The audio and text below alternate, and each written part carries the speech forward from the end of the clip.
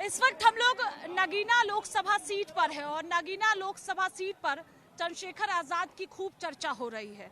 बातचीत के लिए हमारे साथ खुद चंद्रशेखर आजाद है, क्योंकि अगर हम नगीना सीट की बात करते हैं तो 19 अप्रैल को वोटिंग होनी है।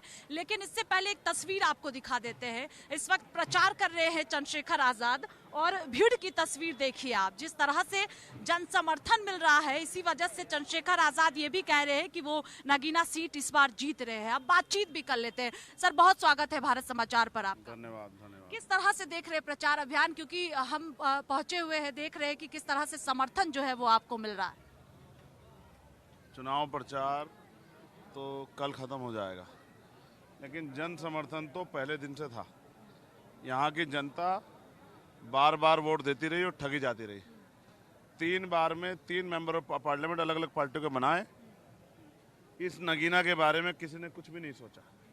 अगर किसी ने कुछ सोचा होता तो आज नगीना के हालात नहीं होते। अभी हम नूरपुर में हैं और 5 विधानसभा इस लोकसभा क्षेत्र में हैं। बहुत बड़ी बड़ी विधानसभाएं हैं। बिजनौर के लोग पूरे देश में मिलेंगे। क्यों मिलेंगे इसको समझना पड़ेगा, क्योंकि यहाँ रोजगार की कोई व्यवस्था नहीं। रोजगार करने के लिए पूरे देश में जाना पड़ता है।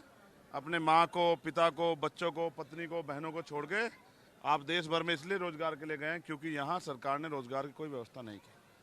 महंगाई तो राष्ट्रीय स्तर का मुद्दा है, बेरोजगारी राष्ट्रीय स्तर का मुद्दा है, लेकिन यहाँ बाढ़ की समस्या है, यहाँ खो की समस्या है, यहाँ गुलदार की समस्या है। ना चाहे स्कूल हैं, ना कॉलेज हैं, ना यूनिवर्सिटियाँ हैं, ना मेडिकल कॉलेज हैं, ना स्पोर्ट कॉलेज हैं, ना स्पोर्ट यूनिवर्सिटियाँ हैं। कोई भी ऐसी चीज़ नहीं है जिससे कि यहाँ लोगों की तरक्की के रास्ते आसान हो सकें। और सरकार झूठे वादे करती है। ये भारतीय जनता पार्टी की निकम्मी सरकार ये गुंडागर्दी करने पर उतारू है, लेकिन जनता के हक अधिकार की जब बात आती है तो इनके मुंह में दही जम जाती है। अगर हम बात करें चंद्रशेखर आजाद की, तो क्या चंद्रशेखर आजाद जो है नगीना सीट पर समाजवादी पार्टी और बसपा को चुनौती मानती है? मानते हैं आप चुनौती? इनके हौसले देख के तो नहीं लगता। बताओ तुम्हारी टक्कर में कोई है?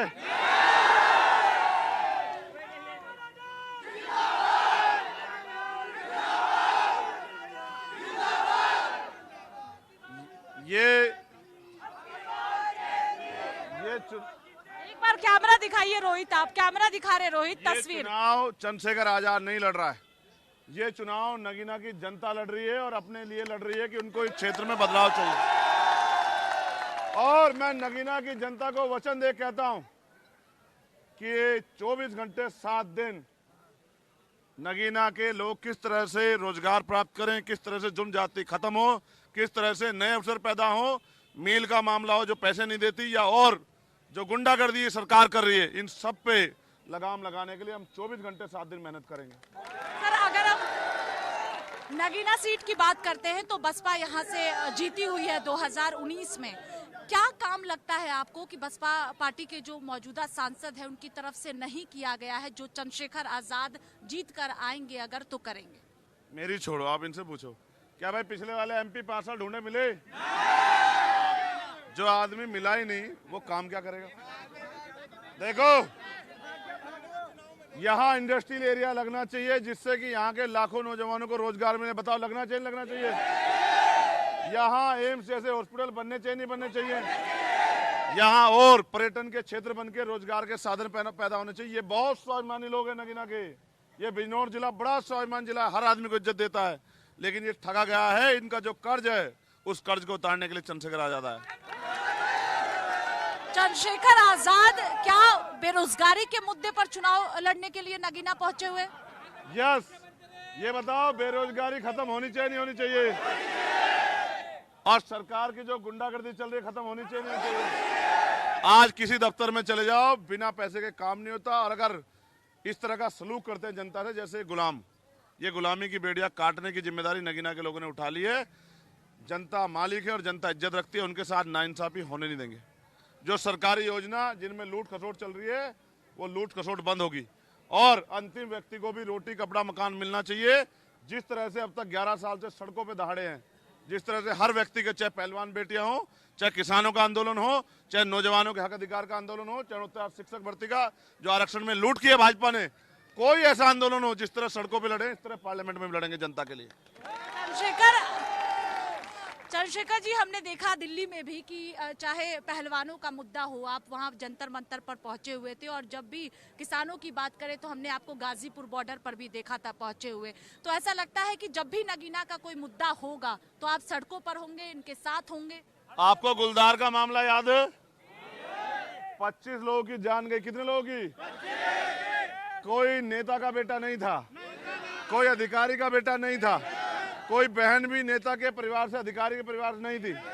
इसलिए 25 लोगों की जान जाने पे भी निकम्मी सरकार ने कुछ नहीं सोचा। जब हमने पूरे दिन धरना दिया तब जाके इनकी आंख खुली, तब 5-5 लाख रुपए का मुआवजा कर दे रहे हैं। आप बताओ, क्या गरीब की जान की कीमत 5 लाख रुपए है? ये जो अहंकार है सत्ता का, ये घमंड भी टूटेगा। इस बार नगीना में टूटेगा और 27 में उत्तर प्रदेश में टूटेगा, याद रखना। एक सवाल ये भी है कि बीजेपी की बात करें तो खुद मुख्यमंत्री पहुंचे हुए थे, प्रचार अभियान किया गया। समाजवादी पार्टी की बात करें तो अखिलेश यादव पहुंचे हुए हैं और आप यहां पर प्रचार कर रहे हैं। बीजेपी की तरफ से जिस तरह से यहां पर बड़े बड़े नेता पहुंच रहे, राष्ट्रीय अध्यक्ष जेपी नड्डा भी पहुंचे हुए थे, प्रचार किया गया, क्या लगता है क्यों यहां पर बीजेपी के दिग्गज पहुंच रहे हैं? ये पूछ रहे हैं बीजेपी के बड़े बड़े नेता क्यों आ रहे हैं? क्योंकि बीजेपी का भी 1 लाख से ज्यादा वोट जो बीजेपी को देता आया मजबूरी में, वो भी चंद्रशेखर आजाद के साथ खड़ा है, इसलिए बेचारे आ रहे हैं। सुनिए, पाल, प्रजापति, कश्यप, सैनी, मौर्य, साके, जाट, गुर्जर, चौहान, त्यागी, तमाम जातियों का, वाल्मीकि, तमाम जातियों का वोट, और मुस्लिम समाज पल के बिछा के प्यार दे रहा। मैं इस कर्ज को जिंदगी भर उतारूंगा, मेरी बात को याद रखना। और फिर कह रहा हूं, याद रखना, टूरिज्म चल रहा है, कोई आ जाओ। क्या किसी के आने जाने से फर्क पड़ता है? इनसे पूछो जो पैसा देके मेहनत की कमाई का चुनाव लड़ा रहे, इनसे पूछो, इनके चेहरों से पूछो। ये ठगे गए हैं और मैंने तो बहुत सहा है। जितनी मेरी उम्र नहीं, इससे ज्यादा मुकदमे लगाए सरकारों ने मेरे ऊपर। मैंने 16-16 महीने जेल काटी, मुझे तिहाड़ में डाला गया, मेरी रीढ़ की हड्डी तोड़ दी गई, मेरे नखून खींच ले गए, 250-250 लाठियां एक बार में मारी गई। मैं लाठियों से नहीं डरता, मैं तो इनके भोलेपन से डरता हूं। ये वोट हम पे एकमात्र हथियार है।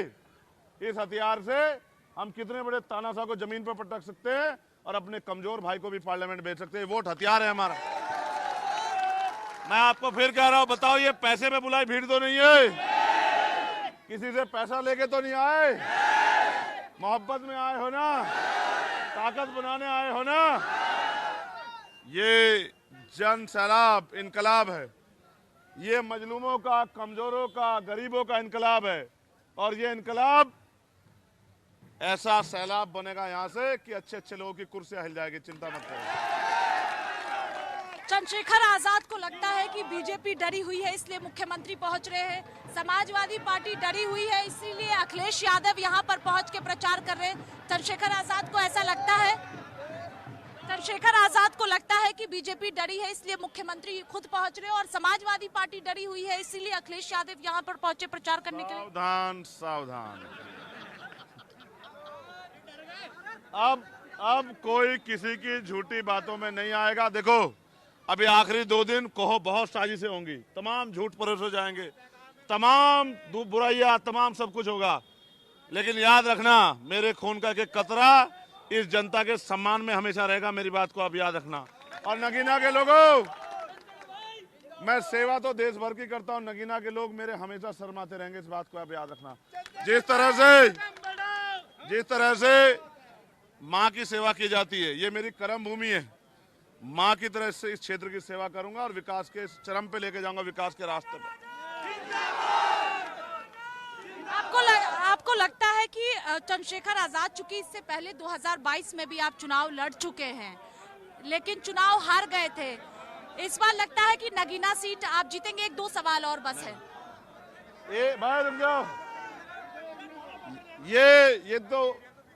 ये 19 तारीख का इंतजार कर रहे हैं।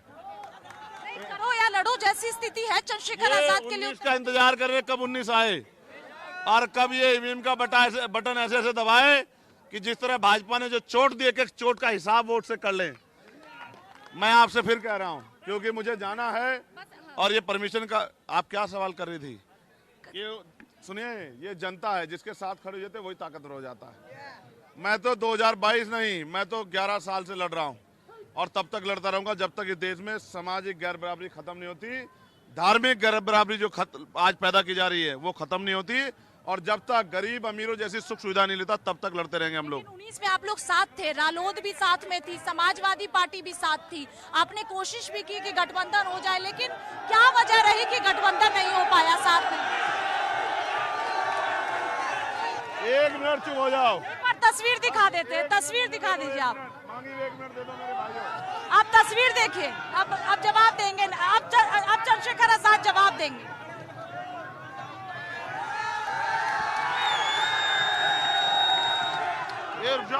गिर जाएंगे नीचे हो जाओ, गिर जाएंगे। भाई सुनो,